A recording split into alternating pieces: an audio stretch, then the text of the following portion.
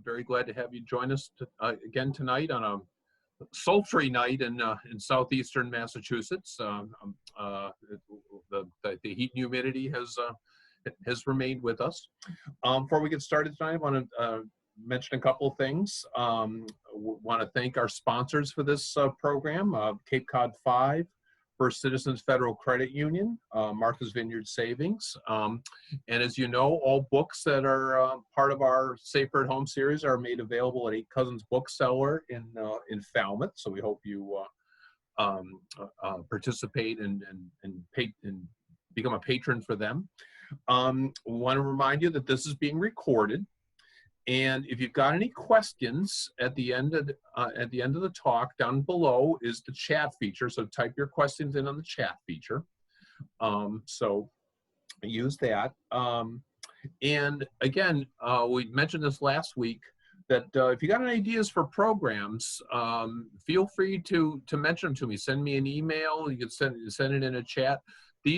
All these programs are free through August, but as we know, these virtual talks are going to remain with us for a while. We want to make sure that you're safer at home. We want to make sure that people like Brenda are safe at home.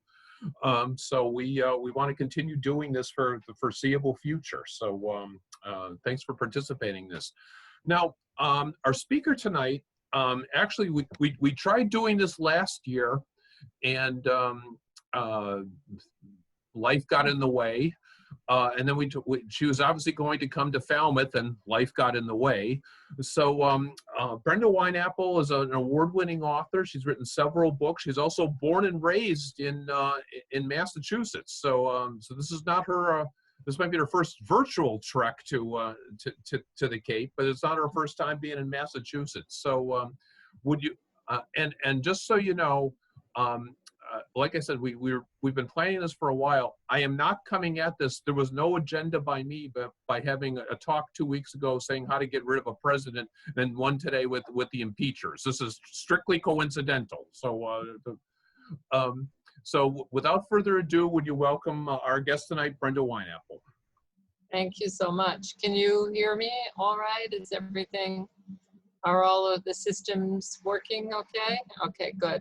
I'm never sure about these things, and I'm still rather new at it, as I guess we all are. But as Mark was saying, it's something we're going to have to get used to, I'm afraid, for the foreseeable future. And I'm sorry that, as Mark said, life got in the way last summer so that I couldn't meet you in person, but this will do.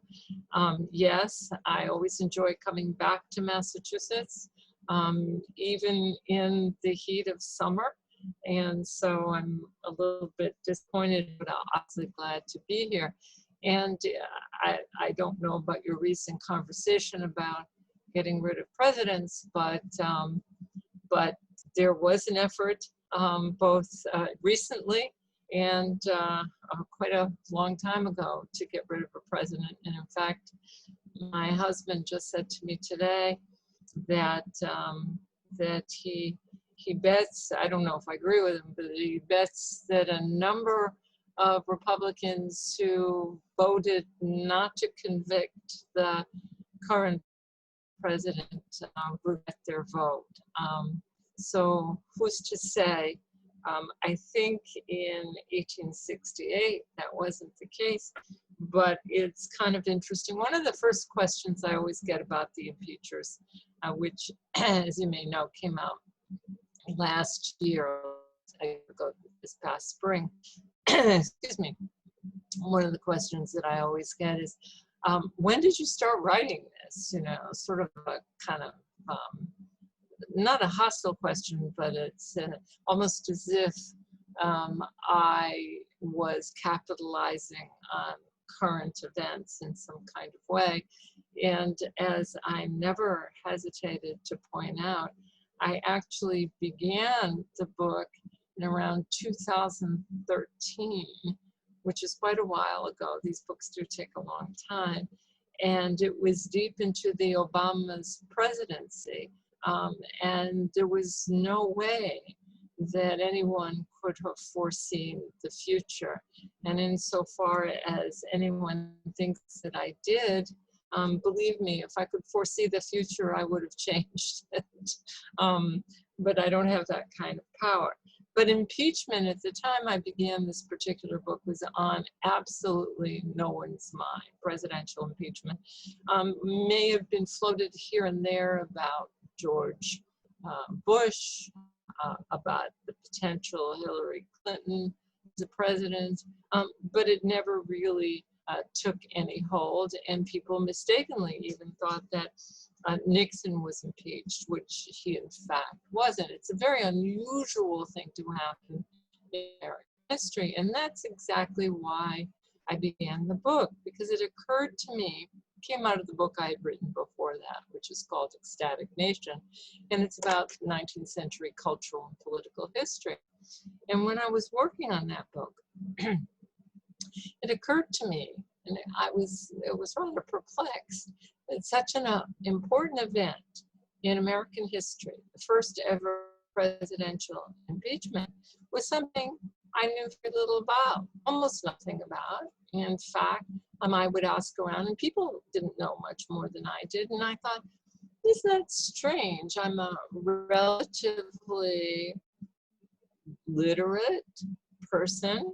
I know a lot about the 19th century, know a fair amount of American history. How is it that I don't know anything about this major event?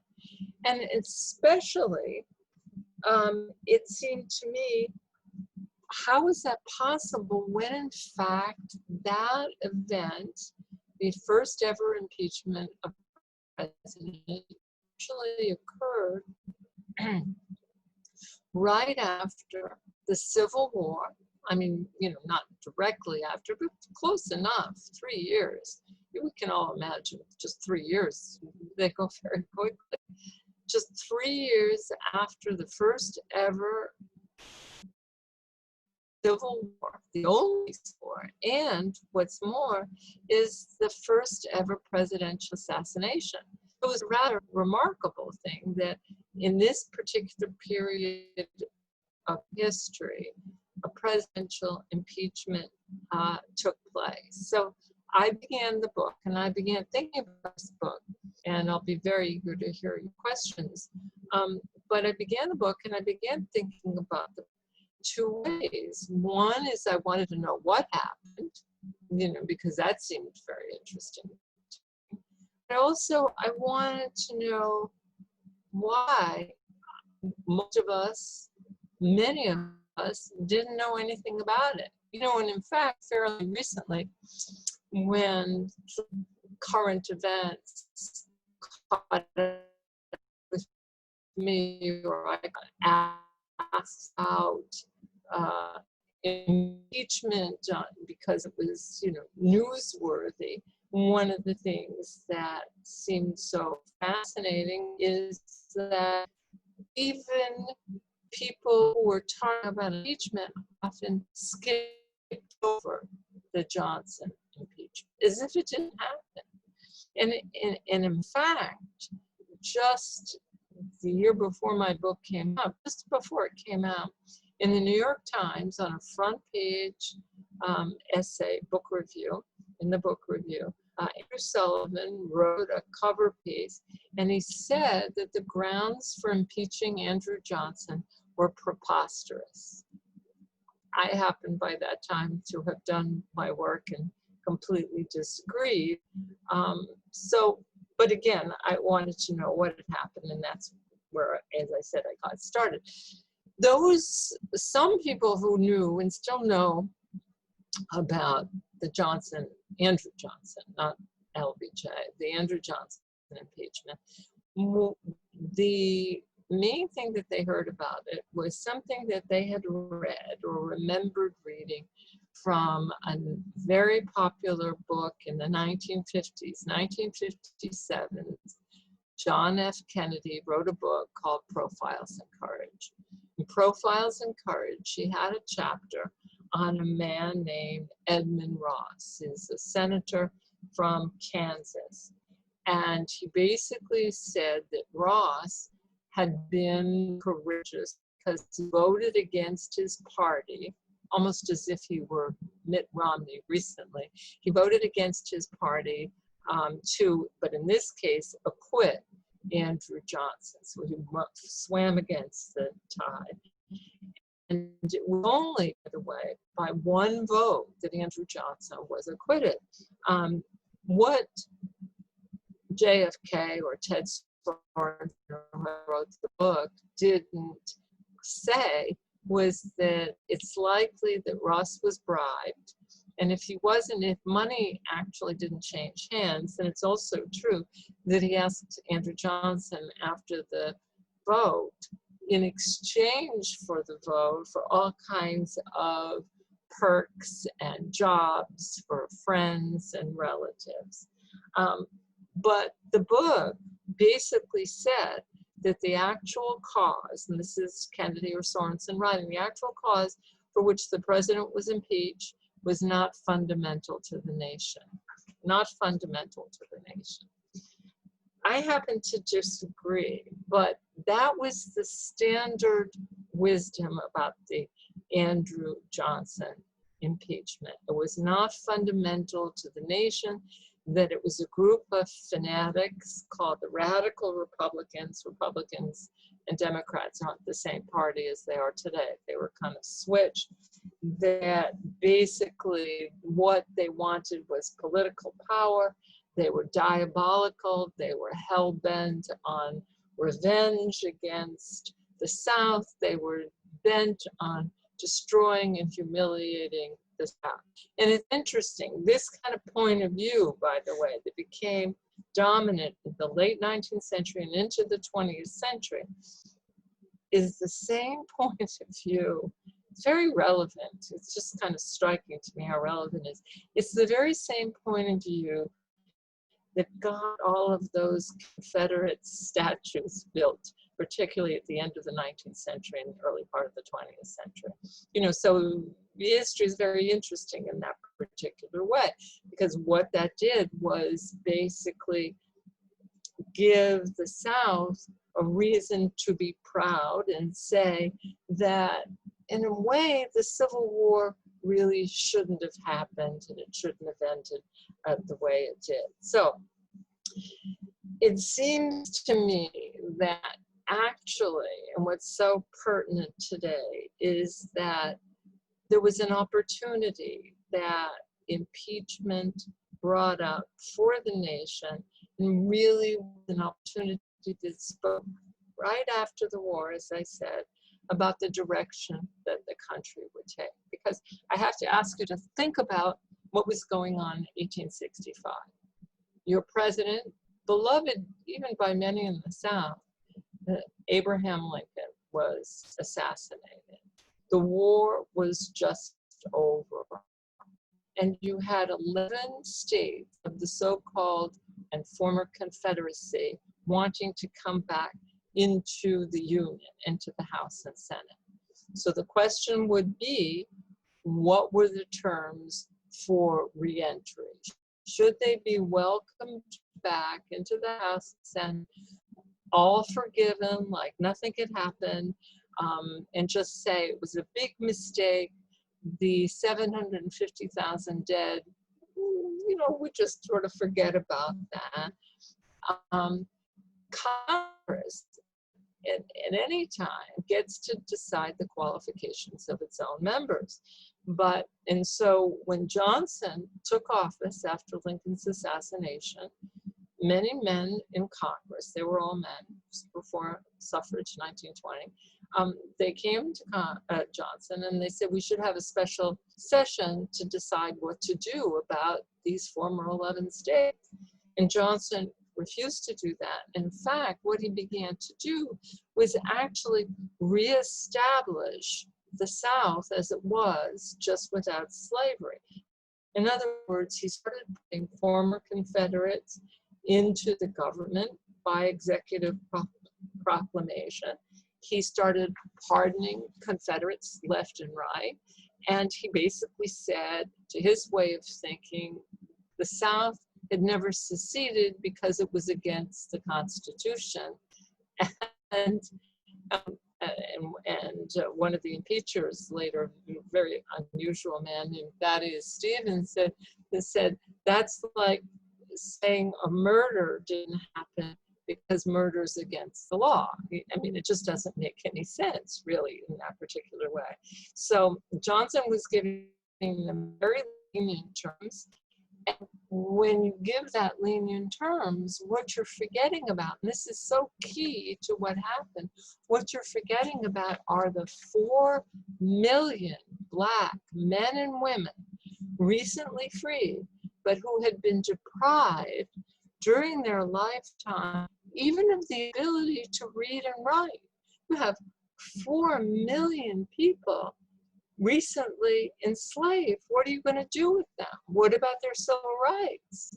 How can you let the white South back into the Union and not give these people some kind of civil rights, even representation? Shouldn't this newly freed population be able to control its own education, its employment, representation, and even more basic, weren't they citizens? You know, so these were really serious questions. Johnson answered them. He said, it's just uncanny to me. It's scary in a way. Johnson was heard to say, this is a country for white men, and by God, as long as I'm president, it shall be a government for and by white men. So you get the horns to the dilemma right there. And go for a minute to Kennedy and say, oh, there weren't really stakes here. Of course there were stakes here.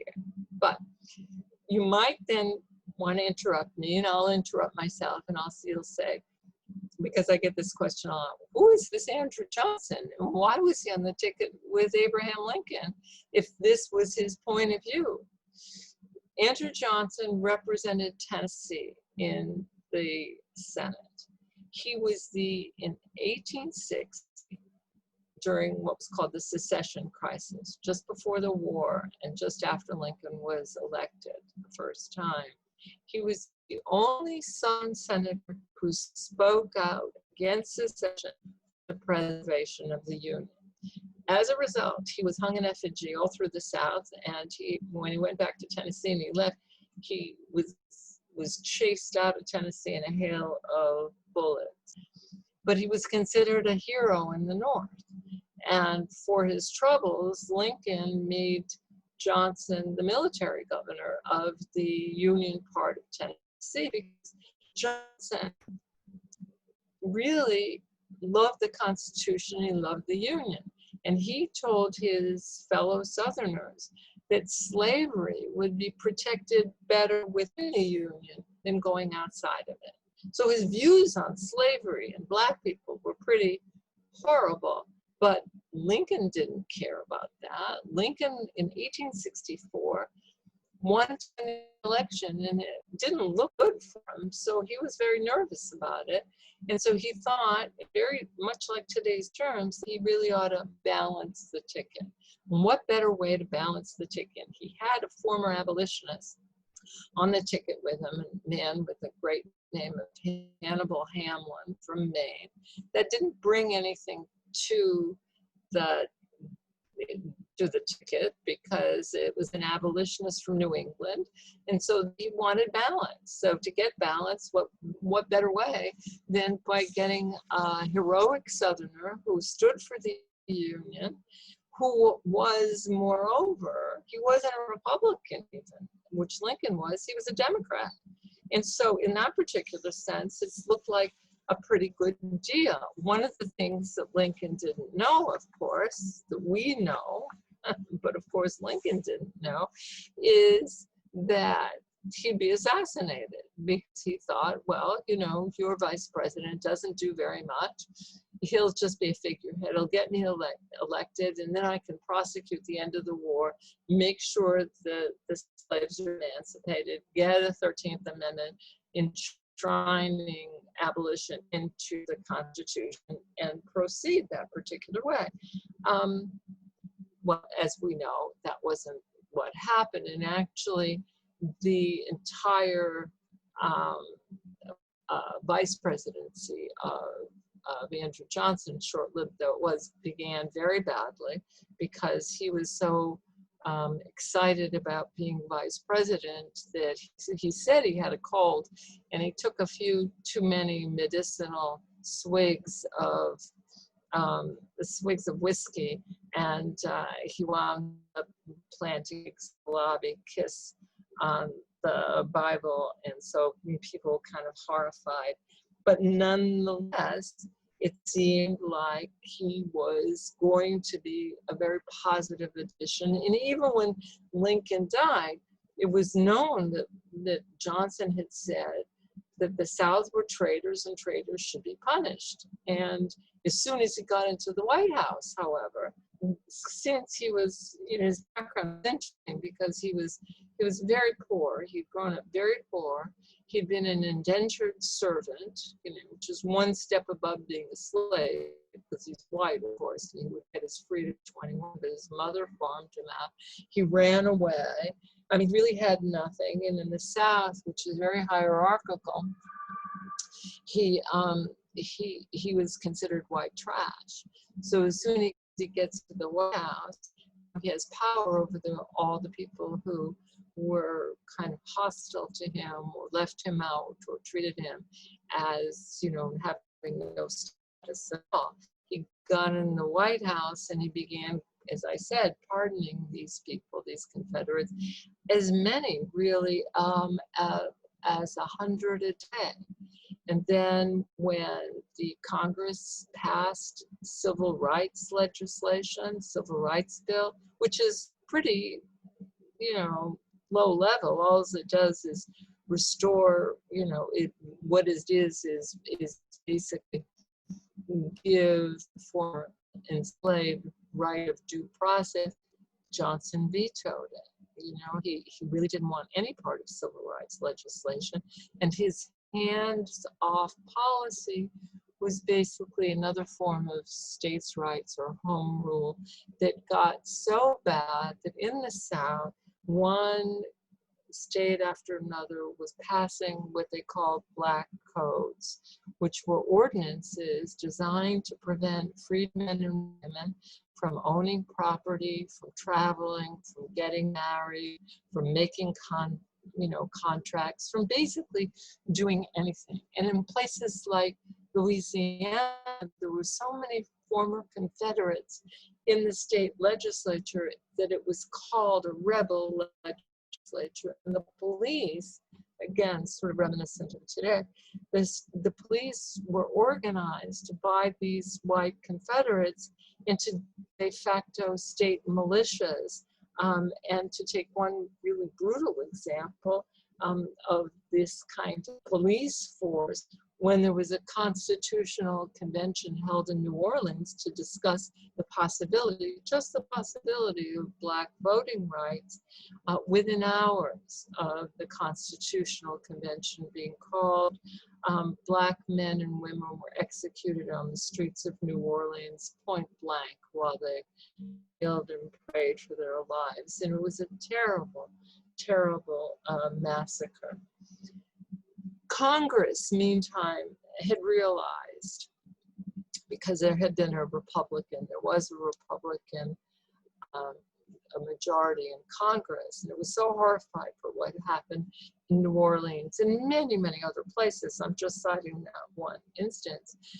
It had already passed civil rights legislation over Johnson's veto, but it realized that wasn't enough, that it really needed the 14th Amendment, which we know really is, enshrines in the Constitution citizenship for Black people, for due process, basically, and it gives them equal protection for all citizens, Black or white. One of the things that Johnson did that very same summer of the New Orleans massacre is that he went around the country. It's 1866. It's 1 year, right, after he's in office, just 1 year. And he goes around the country in what was made fun of as a swing around the circle, campaigning against the 14th Amendment. And just to stop for a second, I really have to say, the 14th Amendment is not radical. It grants people black or white citizenship and therefore due process. We're not even talking about the right to vote. We're not talking about suffrage. Johnson tried to stop the 14th Amendment from being ratified by the states. He went around on this tour as I said, the circle. He dragged along people like Ulysses S. Grant, who was so mortified by Johnson going out on the stump and screaming and yelling against the 14th Amendment and calling the people in Congress who opposed him, who passed civil rights legislation, and he calling them enemies of the people and actually calling for their execution. It was so horrific, so embarrassing, so outrageous that Grant, who was, as I said, kind of made to go with Johnson. Grant was a major hero. Grant couldn't take it. He wrote to his wife, he said, this whole thing is a national disgrace. And Grant, as you probably know, had a problem with alcohol. So he went on a bender and he got so drunk because he was so embarrassed by Johnson's shameful behavior that his friends had to lock him up in a baggage car. And he went home early. Now, I haven't even mentioned impeachment. I'm giving you the context because impeachment is a court of last resort generally.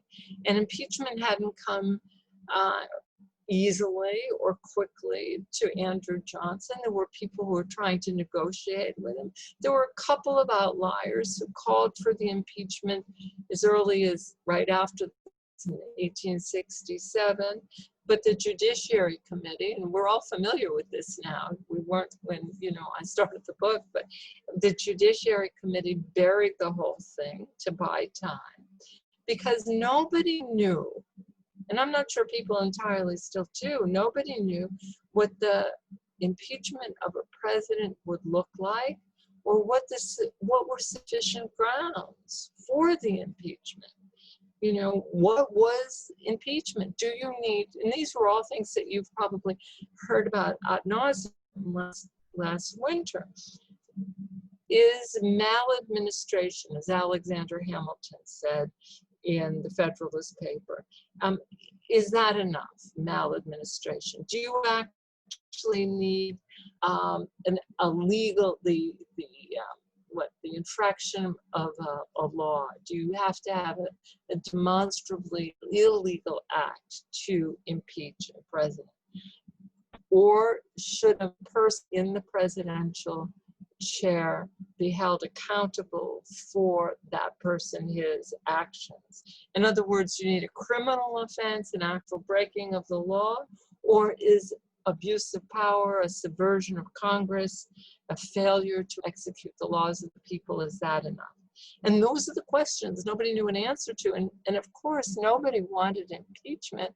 As I said, you just had a civil war. You just had an assassinated president. You basically haven't put the country back together. Why would you have an impeachment at this juncture? It was really, as I said, a court of last resort. So what the Congress did at this particular point is try to thwart, try to hinder Johnson's actions. And what they did is pass a series of legislation that, hemmed him a little bit. And what they wanted to do is make sure that his white supremacist policies were tamped down, that civil rights legislation and the 14th Amendment could go forward, and it passed in that regard Reconstruction Act that consolidated the achievements of the war, freeing the slaves, by actually conferring voting rights on Black men, right? And if state legislatures in the South ratified the 14th Amendment and conferred these voting rights in new constitutions, they would be allowed back into the Union. In order to do this, in order to protect those Southern Black men and white loyalists at the polls, you needed the Secretary of War, today we call the Secretary of Defense, to protect them with the armed forces. A man named Edwin Stanton in the cabinet was Secretary of War, and he worked together with Ulysses S. Grant, who by this time is really turned off to Johnson. So Congress also passed legislation called the Tenure of Office Act. It simply said that if the Senate confirms the presidential appointee, that presidential appointee cannot be dismissed without the confirmation of the Senate. That was that. They passed that legislation. It's a weird legislation. It's been forgotten. They passed the legislation in order to protect Stanton, because Stanton was protecting the Black men at the polls in the South. Very simple in that particular way. And they figured that way we keep the peace, we keep Stanton, who is on the side of the angels, as Lincoln was, right? And everything will be fine. We don't have to go down the impeachment road. So what Johnson does, it's kind of amazing when you think about it. He violates the Tenure of Office Act. He fires Stanton. He just demands Stanton's dismissal. Stanton won't give it. Congress without a session. Then when it comes back, Congress, the Senate backs up Stanton. Johnson fires him anyway. Stanton, it's unbelievable, locks himself in his office and won't leave. And Congress at this point, the House of Representatives votes to impeach. They have the authorization to determine impeachment. The trial takes place in the Senate. They have to vote, they feel, and they vote overwhelmingly to impeach Andrew Johnson because the act broke their law. He thumbed his nose. He thumbed his nose at them. So the situation was terrible. Johnson had openly and eagerly defied Congress. He had insulted it. All right, and that was the legal pretext for the impeachment. It felt it no longer, as I said, had a choice. Now, when we go back to Kennedy for a moment, and JFK, profiles in courage, preposterous, Johnson shouldn't have been impeached, the Tenure Office Act is stupid, nobody's ever heard of it, it was later found to be constitutional. I would say this, that was just the efficient cause, because behind it, behind the passage of that law, even by those who had been previously reluctant to impeach Johnson, was the recognition that this impeachment was in fact central to the nation, to its welfare, to its future for all citizens. And Charles Sumner from Massachusetts, senator from Massachusetts, radical Republican, loathed Johnson, stood up very firmly for abolition and then for the impeachment of Johnson and for the enfranchisement of Black men and for civil rights legislation. He said, and I think this is what's so interesting about the impeachment, he said, Charles Sumner said, that this, meaning impeachment, is one of the last great battles with slavery, that it's about fairness and equality and a redefinition of the country. Frederick Douglass, same thing. The impeachment of the president, I'm quoting Douglass now, said will be a hopeful indication of the triumph of our right to vote. It'll mean that the fair South shall no longer be governed by the Ku Klux Klan, but by impartial law. All right, and that's what impeachment meant at that time, a hopeful indication of a different opportunity, a different way that America could go. So in order to sort of begin to sum up, I would say, look, impeachment is complicated even to this day. One of the things that it implies is failure at the very top.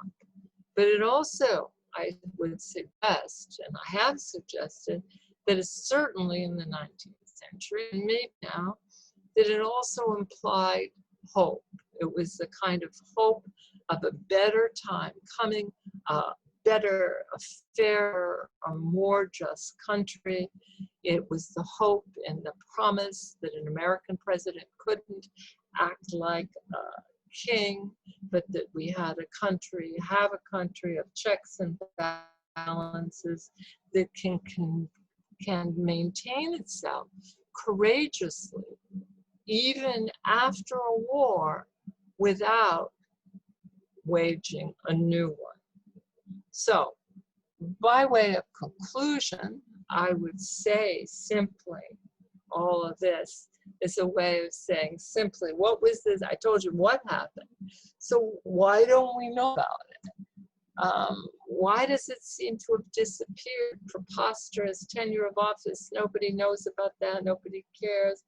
I think the reason is, and I said this a long time ago, it now seems sort of prescient again. Maybe my friend who called me a witch is right, but I really think that the reason is that the impeachment of Andrew Johnson was about race, and that's why we didn't know about it. It was another attempt, according to the Impeachers, whom I believe, it was another attempt to preserve the Union and free the slaves, not just because, or not, certainly they were free, but what they wanted to do is eradicate the noxious and lingering effects of slavery, of an appalling institution that treated people like property. And so that was the reason behind impeachment. That was the reason that the impeachers took the act that they did. It was fundamental to the nation. It does, to my mind, explain, as I said, why we know so little about it, because the nation changed in a certain sense from what we got in 1865 to 1868, then to the end of the century and early 20th century with the resurrection of the Confederacy, the lost cause, the South, beleaguered. Well, in that context, impeachment was buried. Andrew Johnson was kind of forgotten, and we turned our back. But I think it's really important, and it's obviously really important to me. So thanks for your patience, and I look forward to hearing your questions, although I guess I go to a chat thing and find them out, or Mark can help me with that. Yeah, that's what got me for. Oh, good. I don't have to do anything more then. I can try to answer them or not. But. Yeah. Well, thank you very much for that. That was all. I mean, I'd never heard about his little tour de force about going against the 14th Amendment. What a guy. Yeah. Question for you. We've obviously, I think everybody in the audience has, in their textbooks, we always heard about the radical Republicans, and you know, it certainly came in for a different slant. As I learned later in life, the textbook was printed in Texas. It probably did come from a certain slant. Why was this poor, you know, white trash, as you said, why was he so willing to forgive a class that had been so tough on him? Why was he so quick to forgive? Well, it's a great question. You know, it's a wonderful question. I can answer it. You know, ultimately, I don't know his psychology entirely, but I can answer it by giving you an example of something that Andrew Johnson did. Andrew Johnson, as I mentioned, as you just mentioned too, you know, came from absolutely nothing, less than nothing, such poverty. When he settled in Tennessee, since he had been apprenticed as a tailor, he knew something about, you know, making clothes. He made clothes very well. He did very well. His tailor shop was well thought of. He expanded. He hired more people. He began to acquire real estate. and he began to run for local office and then state office.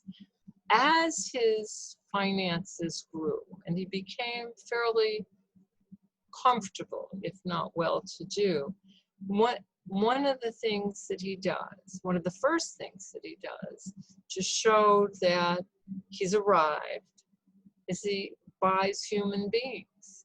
He purchases slaves, which to me tells you a lot about his character.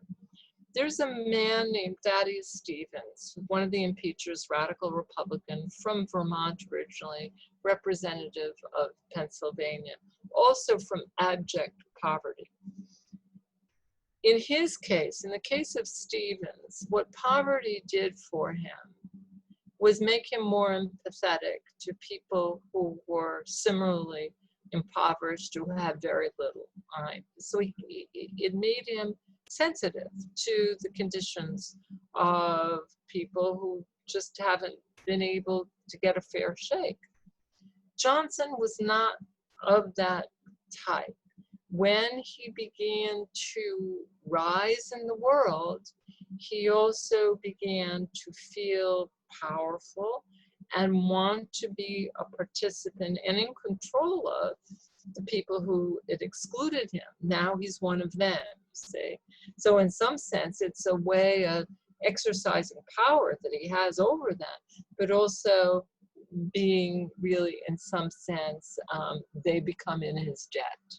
So I think that it's a very subtle kind of thing that happens that his background, I think, speaks to him in a, in an interesting way, and if he weren't so horrible, in an almost poignant way. You mentioned about the radical Republicans, and that's always how there always references that. Looking back on them now, as you're doing your research, and this is the group that's opposed to Johnson, was the moniker apt? Was calling them the radical Republicans a fair summarization, or is that paint them in a bad light? Well, like you, and I grew up in Massachusetts, but like you, I heard the radical Republicans, they were basically, fanatics, and, they were in league with the devil, and radical was meant to, sort of be scary. A way of understanding that is progressive. I mean, they were also called Black Republicans, meaning that they were too sympathetic with Black people. Lincoln was called a Black Republican. These were epithets that were put on them, particularly afterwards, when they didn't mind being called radical Republicans. Now it would be as if somebody's called a progressive. Nobody minds being called a progressive, although being called a radical still has a kind of negative connotation to it. So they were progressive. I was always taught that, they just wanted power. Well, yeah, of course they wanted power. They wanted power to enfranchise people. Everybody in Congress wants power. So it's still a name that sticks. But I think the resonance has changed. If we just understand it's progressive, or that, when we're saying radical Republicans, we really don't mean people who want to destroy things. What they want to do is build back the country better. So. If you got a question, type it in the chat thing. We got some questions coming in here. It said, Johnson was a racist and terrible president. Didn't the Supreme Court rule in Myers versus United States in 1926 that the Tenure of Office Act was likely invalid? Yeah. And then, do you believe that it's appropriate to convict someone using an invalid law? Well, it was later. Well, sure, if it had been invalid at the time of the impeachment, but at the time of the impeachment, it wasn't invalid. In other words, let's say you're pinched for driving, 90 miles an hour, and the speed limit is 60, but then, in a year, it becomes 90 miles an hour. It still doesn't invalidate the fact that you broke the law when you drove too fast. So it's the same kind of thing. Yeah, as I said, it's a dubious law. It's a weird law. And nobody's going to go to the barricades to defend it. And it was found to be unconstitutional. Your question is absolutely right, but it wasn't invalid at the time. Okay. By the end of the war, the industrialists and profiteers of the North were an organized bloc, as they continue to this day. What position did that bloc take on the impeachment? Well, it wasn't as organized as you think at this particular time, because the country was in disarray, and it was, and the Republicans themselves were divided. There were radicals, as Mark just mentioned. There were moderates and there were conservatives, and they represented different aspects of what your question is calling the industrial bloc. It's a little bit more complicated because there were different views of the tariff, there were different views of monetary policy.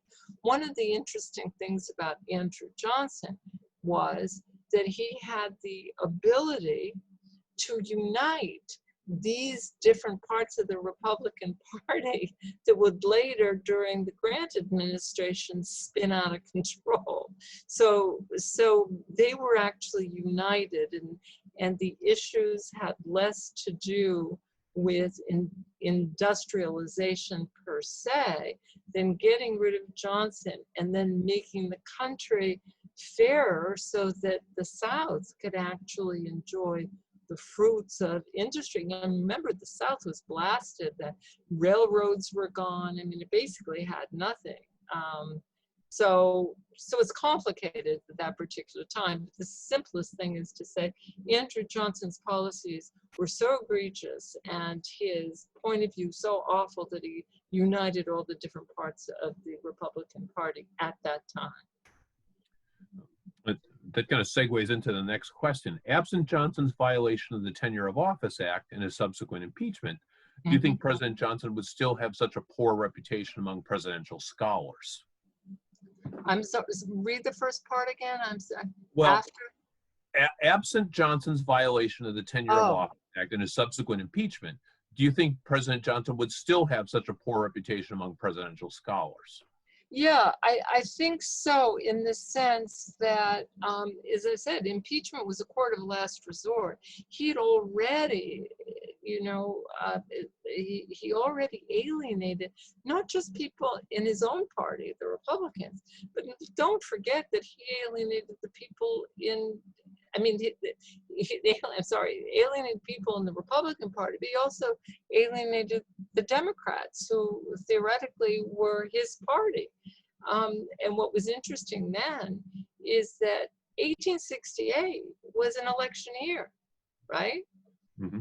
Neither Republicans nor Democrats put him on the ballot. I mean, Republicans certainly weren't going to, but his own party, and he couldn't understand it. I mean, he was a man without a lot of insight.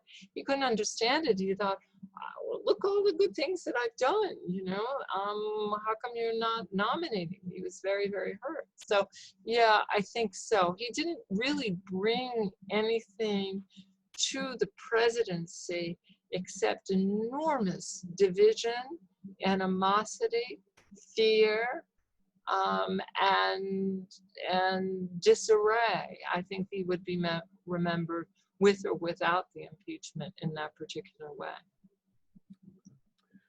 Two questions in one here. Was it that little jaunt against the 14th Amendment? Yeah. Is that ultimately what propelled Grant to run to accept the nomination for presidency in 1868? It's my view. It's my view, and I'm not sure Ron Chernow, who's a friend of mine, would totally agree, although he might have changed his mind.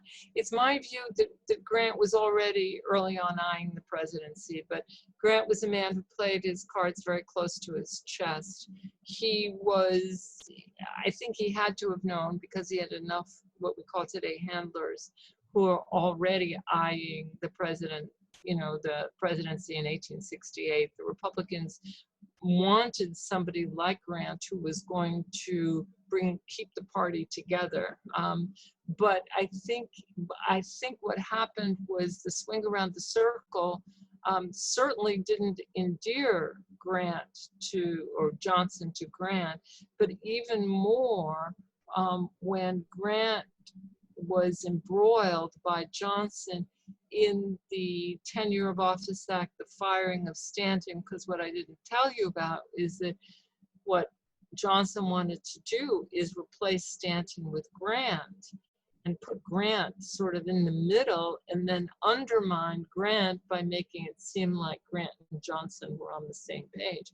Grant was so furious at that point that he started writing these letters and printing them, having them printed in the newspapers against Johnson. So, you know, Grant had been on a slow boil, really, or simmer from the time of the swing around the circle. He didn't much like Johnson, but Johnson really brought it to a boil with the firing of Stanton and the news trying to use Grant. So, but Grant had his, you know, Grant had his eyes on the presidency, I'm sure of it. How did Andrew Johnson's wife react to the impeachment? Well, it's hard to know. She's one of these first ladies about whom we know very little, and it's hard to know why we know so little. Was it because she kind of heard about perhaps some of his philandering back in Nashville? She was said to be an invalid, although she outlived him and a lot of other people. She was very quiet in the White House. She very rarely was seen. But I think she was I shouldn't say obviously, but I think that she was pleased that he was not convicted. You know, it's humiliating to be impeached. Conviction is something else again, but you know, once impeached, always impeached. We remember that Johnson was impeached, not that he was acquitted. I mean, and that is really a kind of stain, and I think that's what will happen in the future. It's really an awful thing. So I'm sure she was distressed and relieved, and she was probably very relieved when the family, you know, left the White House and went back to Tennessee.